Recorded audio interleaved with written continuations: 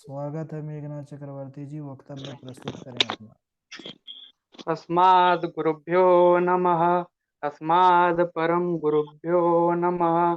अस्माद् सर्वगुरुभ्यो नमः। श्री राधा कृष्णाभ्यां नमः। श्रीमते रामानुजाय नमः। लंबोदरं परम सुंदरमेकांतं पीताम्बरं त्रिनयनं परम पवित्रम् उद्धय दिवाकरनिभोज्ज्वलकान्तिकान्तं विघ्नेश्वर सकलहर विघ्नहर नमामि शरीरं स्वरूपं ततो वकलत्रं यशस्य चारुचित्रं यशस्य चारुचित्रं धनं मेरुतुल्यं मनस्येन लग्न श्रीगुरुरङ्घ्रिपद मे तत किं तत किं तत किं तत किम् नारायणाय नमस्कृत्यं नरं चैव नरोत्तमं देवीं सरस्वतीं व्यास ततो जयमुदीरयते। जयतु देवो देवकीनन्दयं जयतु कृष्णो वृष्ण वशीप्रदीप। जयतु मेघस्य श्यामलकोमलाङ्ग जयतु पृथ्वीनाशो पृथ्वीभारनाशो मुकुन्दः।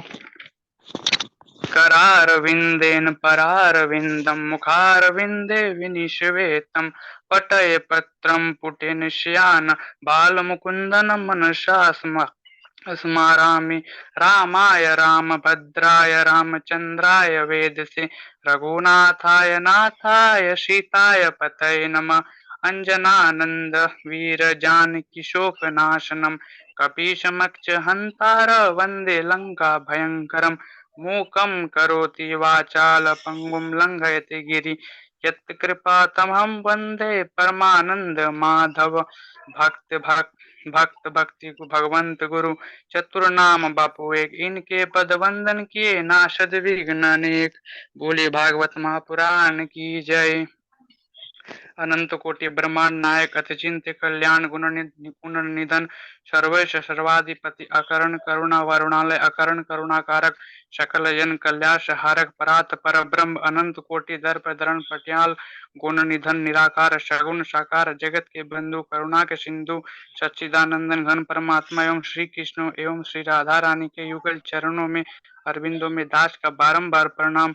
समुस्थिति भागवत भक्तमय अनुरागी सज्जनों भक्तमय मातृशक्ति भगनि बांधवो सिया राम मैं सब जग जानी करहु प्रणाम जोर जुग पानी।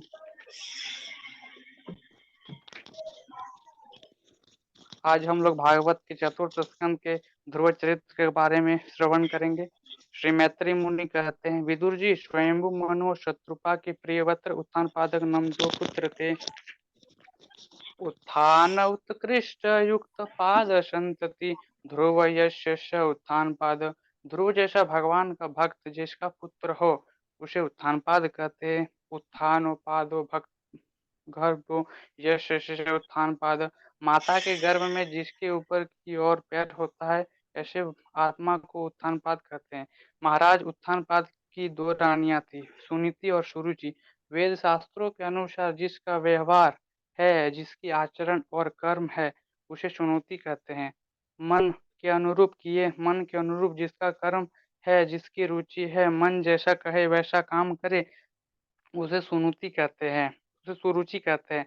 महाराज, उत्थानपाद जितना प्रेम अपनी छोटी रानी सुरुचि से करते थे उतना प्रेम सुनुति से नहीं करते थे। सुनुति का पुत्र ध्रुव हुआ। जब जब आपकी आचरण वेद शास्त्रों के अनुरूप होंगे तो आपकी संतान ध्रुव समान भक्त होगी। सुरुचि का पुत्र उत्तम हुआ। जब आप मनोरूप मन को अच्छे लगने वाले कर्म करेंगे तो आप उसका फल देखने में तो उत्तम होगा लेकिन विनाशी होगा।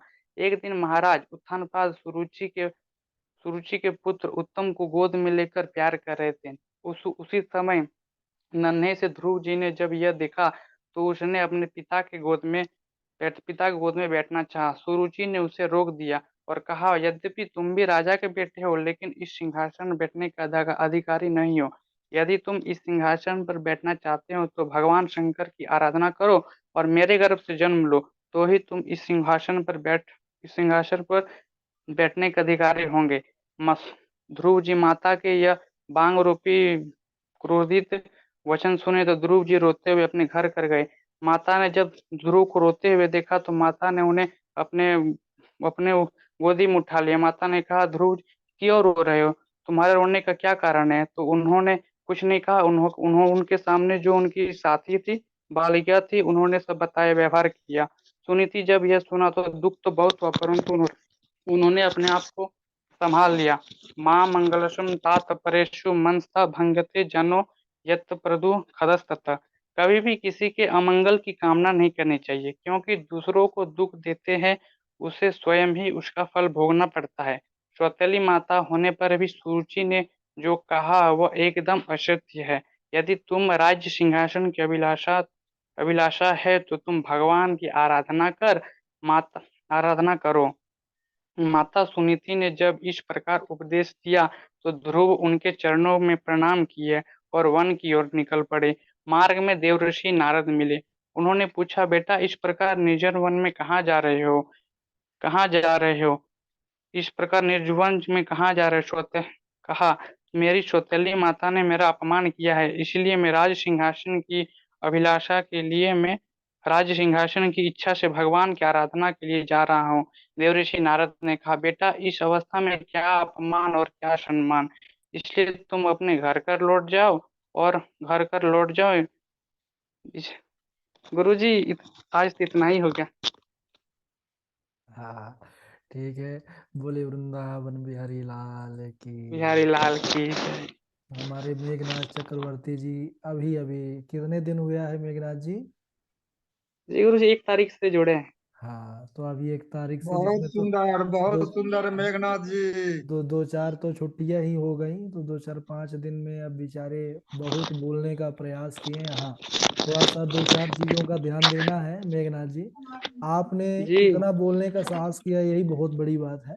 ये एक पहली बात तो ये है कि बोलते समय ब्यास जी को ऐसे ऐसे हिलना नहीं है, ऐसे ऐसे ना, ऐसे ऐसे, ठीक है। जी और गुरुजी। दूसरी बात, तिलक होगा अगली बार से जब वक्तव्य रहेगा। और तीसरी बात, थोड़ा सा धीरे, एकदम बहुत तेज। आओ, आप बोल रहे थे ओम अचिंत कल्याण गुण निधान सर्वेश्वर सर्वाधिपति कारण करुणा अरुणालय कारण, ऐसा नहीं, एकदम आराम से। अचिंत कल्याण गुणगण निधान सर्वेश्वर सर्वाधिपति, भगवान के नाम है कि भगवान कैसे हैं, उनके गुण का बखान है कि भगवान सर्वेश्वर हैं। तो उनको एक एक बार थोड़ा सा आराम आराम से कहिए कि भगवान भी सुने तो लगे कि हाँ हम ऐसे हैं, ऐसा गा रहे हैं, तो उनको प्रसन्नता होगी, है ना। जैसे जी हम गुरुजी। अब हम मेघनाथ जी के बारे में कह रहे हैं कि मेघनाथ जी बहुत अच्छा कहे, बहुत अच्छा गाते हैं, बहुत अच्छा श्लोक याद करते हैं, बहुत अच्छा सुनाते हैं, बहुत अच्छा लिखते हैं। मेघनाथ जी समझ ना पाएंगे कि हमको क्या क्या बोल रहे हैं। और जब हम आराम से कहेंगे भाई मेघनाथ जी बहुत अच्छा श्लोक याद करते हैं, बहुत अच्छा लिखते भी हैं, बढ़िया टाइम से सुनाते भी हैं, और डेली कक्षा में भी जुड़ते हैं, तो मेघनाथ जी को लगेगा कि हाँ भाई हमको बोला जा रहा है, तो भगवान को लगे तो कि हाँ भाई हमारी महिमा मेघनाथ गा रहे हैं। ठीक है। जी गुरुजी। बाकी हमारे झा जी लोग, अखिलेश द्विवेदी जो लोग बताएंगे, वरिष्ठ लोग इसी हमारे। इसी इसी इसी प्रकार प्रयासरत है, ये बहुत जल्दी आप एकदम फ्रेश हो जाएंगे। जी इसी प्रकार बहुत सुंदर, इसी प्रकार आप लगे रहिए। राधा माधव की कृपा से बहुत सुंदर आप वक्ता बन जाएंगे बहुत जी जल्दी। हाँ जी ये गुरुजी, बहुत जल्दी। पहली कथा थी, पहली बार वक्तव्य हम कर रहे थे, थोड़ा नर्वस भी हो गए थे। हम कोई समझ बात गए। नहीं है, सम, आप स, नर्वस कहाँ हुए, आप तो एकदम फर्राटे से बोल रहे थे। गुरुजी तो कह रहे हैं कि आप एकदम फर्राटे से बोल रहे थे, नर्वसनेस नहीं था। जी लेकिन गुरुजी, बहुत ज्यादा नर्वस गुरु थे। जी का निर्देश को भी जरा ध्यान से सुनने हैं आप, बोलना जी है।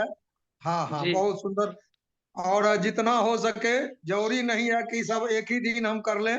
हाँ धीरे धीरे धीरे ये धीरे ही सब कुछ होता है। सबसे बड़ी बात हमारे झा जी ने कह दिया कि बस एकदम धीरे धीरे करेंगे, अपने आप बेहतर होता चला जाएगा। ये वीडियो याद के लिए रहेगा। आप 4 5 वक्तव्य देने के बाद अपना ये वाला वीडियो सुनिएगा। जी गुरुजी।